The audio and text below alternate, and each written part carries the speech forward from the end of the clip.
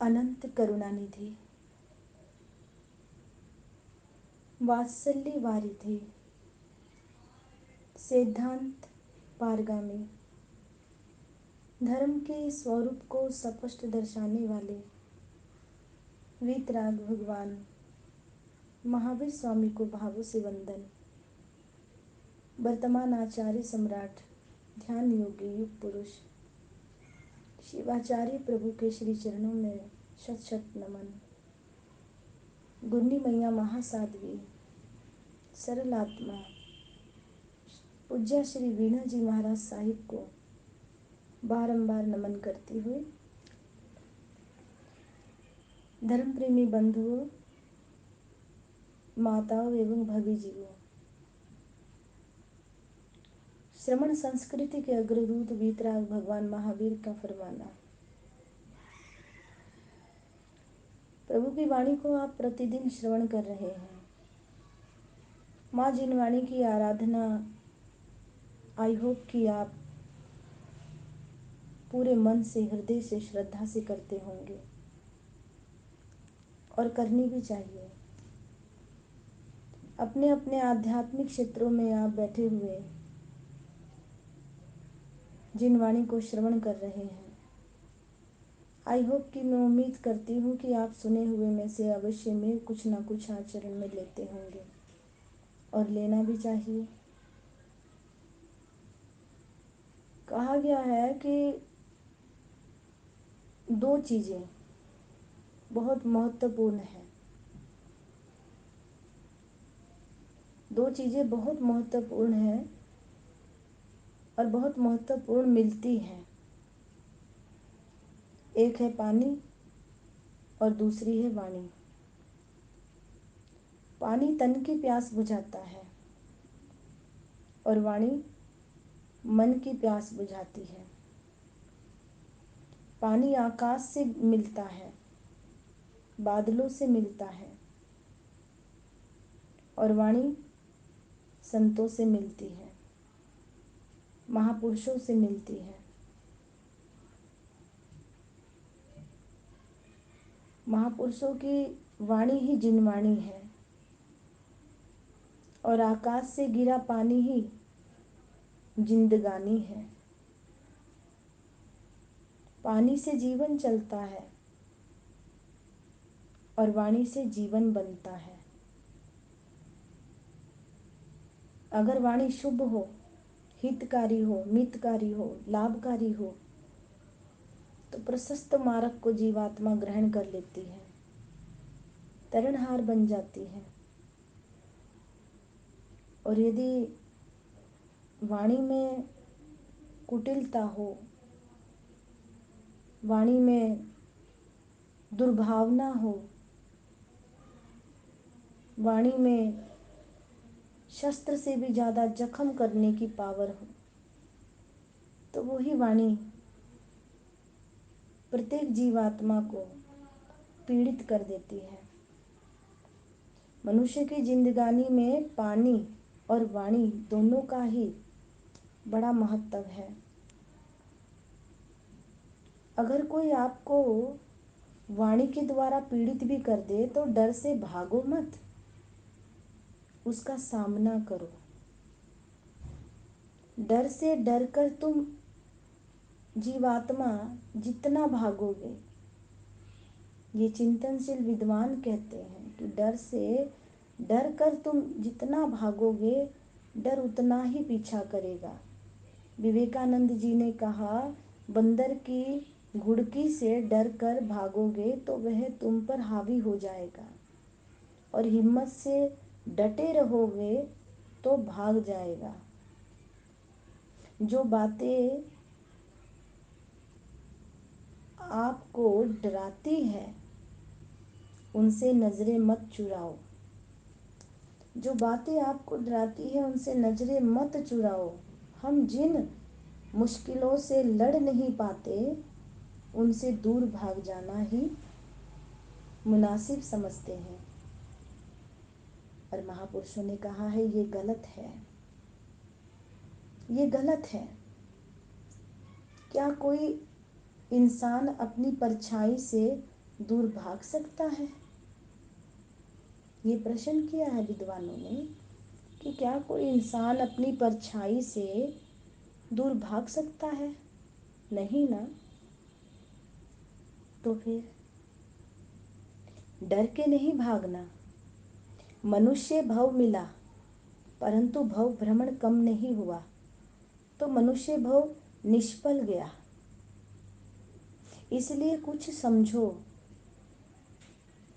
प्रभु महावीर कहते हैं कुछ समझो, संसार का वैभव, लक्ष्मी, ये सब शाश्वत नहीं है। एक आत्मा शाश्वत है। जैन दर्शन अनेकांत मार्ग बताता है, बाकी सारे दर्शन एकांतवादी है। कोई आत्मा को एका नित्य मानता है तो कोई एकांत क्षणिक मानता है। तब जैन दर्शन क्या कहता है? द्रव्यानुपेक्षा से आत्मा नित्य है और पर्याय की अपेक्षा से अनित्य है।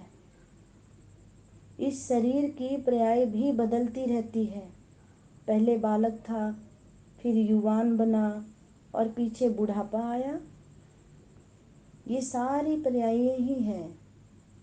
जैसे एक सोने की डली होती है, ईंट होती है, उसका हार भी बन जाता है, अंगूठी भी बन जाती है, कड़े भी बन जाते हैं, टीका भी बन जाता है। वो पर्याय बदलना है। ऐसे ही आत्मा कि ये सारी पर्याय ही है आत्मा की। यहाँ कोई मरता है तो कहते हैं कि मर गए, परंतु चार गति में से किसी गति में जन्म होता है, अर्थात वहाँ दूसरा शरीर धारण किया, परंतु आत्मा तो उसका वही है जो पहले था, केवल शरीर बदला है। इसलिए द्रव्य की अपेक्षा आत्मा नित्य है और पर्याय की अपेक्षा अनित्य है। ऐसा स्वादवाद बतलाने वाला जैन दर्शन के सिवाय कोई दर्शन नहीं है। इस जैन दर्शन की राह पर चलने वाले प्रत्येक श्रद्धालु अपना बेड़ा पार कर लेते हैं। सर्वप्रथम जीव को ज्ञान प्राप्त करना चाहिए, हर बात को जानने के लिए। 10वें कालिक सूत्र में भगवंत फरमाते हैं, अरिहंत परमात्मा, पढ़मम नाणम तबोदया, पढ़मम नाणम तबोदयो। प्रथम ज्ञान, बाद में दया। ज्ञान नहीं होगा तो किसकी दया पालोगे? कैसे किसी जीव आत्मा को आप सुरक्षित रहने दोगे? पहले ज्ञान जरूरी है। जैन धर्म दया धर्म है, और कहते भी है ना, दया सुखादी बेलड़ी, दया सुखादी खाण, अनंत जीव मुक्ति गया, दया तना फल जान। हिंसा दुखादी बेलड़ी, हिंसा दुखादी खाण, अनंत जीव नर के गया, हिंसा तना फल जान।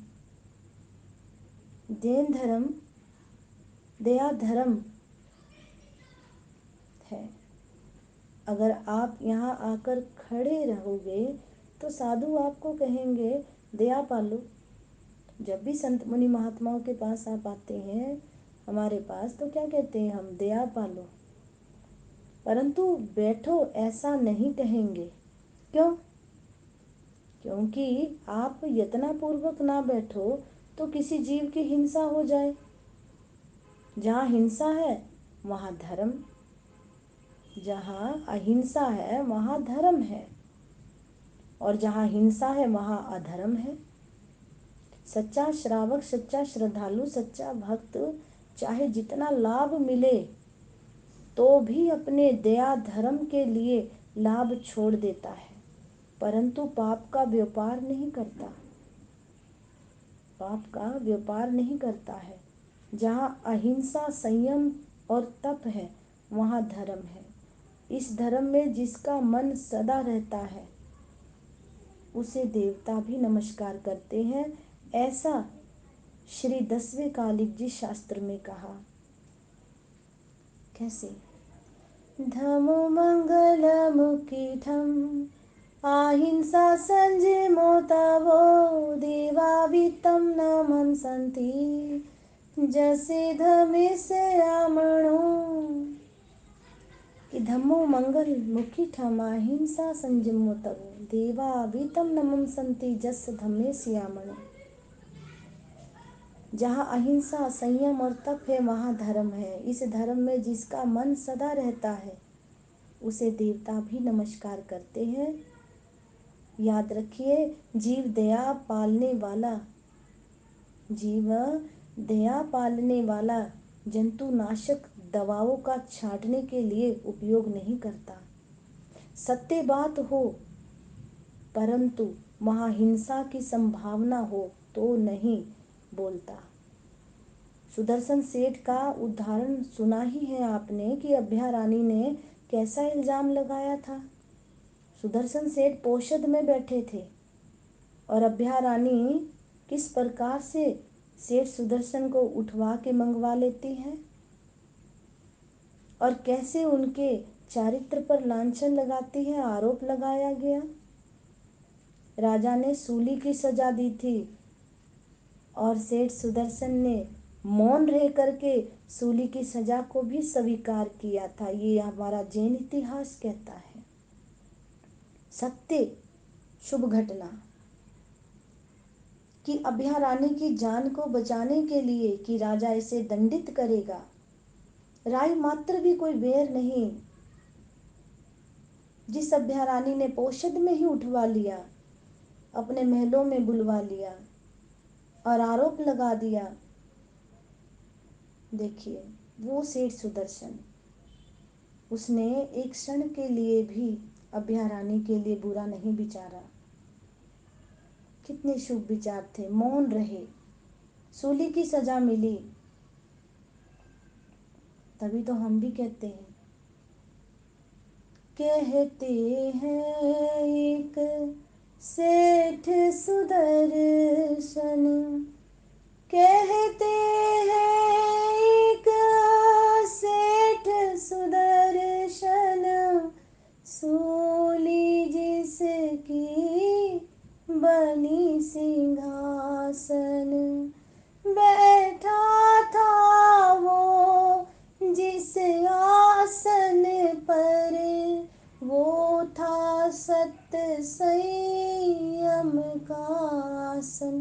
उसी आसन पे उसी आसन पे मैं भी बैठ जाऊंगी, तेरे जैसी बन जाऊं ये भाव न भाऊंगी। ओ मैं तो प्यार से प्रभु तेरा नाम धियाऊंगी, तेरे जैसी बन जाऊं ये भाव न भाऊंगी। छोटा सा मेरे मन का मंदिर, छोटा सा मेरे मन का मंदिर, उसमें भगवन तुझको बिठाऊं, तेरे गुणों के पुष्पों की मैं एक सुंदर माला बन जाऊं।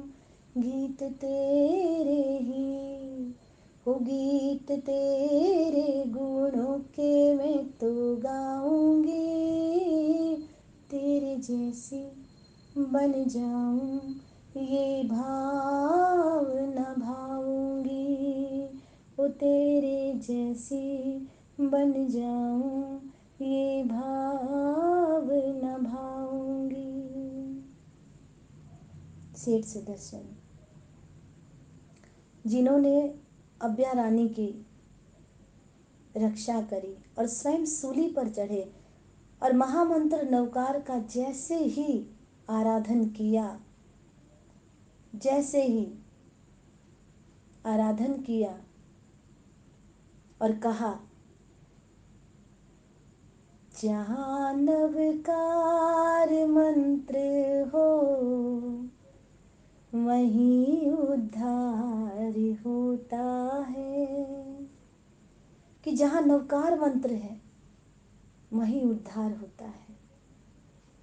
जैसे ही ध्यान लगाया, सूली का सिंहासन बन गया। राजा ने सम्मान दिया, दोषी को दंडित किया और सेठ सुदर्शन का चारित्र और भी ज़्यादा उज्जवल घोषित हुआ। देखिए, ये होती है किसी के ऊपर दया करनी। अगर दया करेंगे ना तो ही हमारे ऊपर दया होगी। आदान प्रदान, जीवात्मा संसार में आते हैं, आकर के अपने लक्ष्य से भटक जाते हैं तो ही समस्याओं में उलझ कर रह जाते हैं। पर कोई बात नहीं, अगर ये आत्मा समस्याओं में उलझ भी जाती है तो अवश्य आपके पुण्य उदय से कोई ना कोई मार्गदर्शक आपको प्राप्त हो और फिर पुनः आपकी आत्मा सन्मार्ग को ग्रहण करे। ऐसी सद्भावना मैं साध्वी संचिता आपके लिए रखती हूँ। बोलिए भगवान महावीर स्वामी की जय। ओम शांति।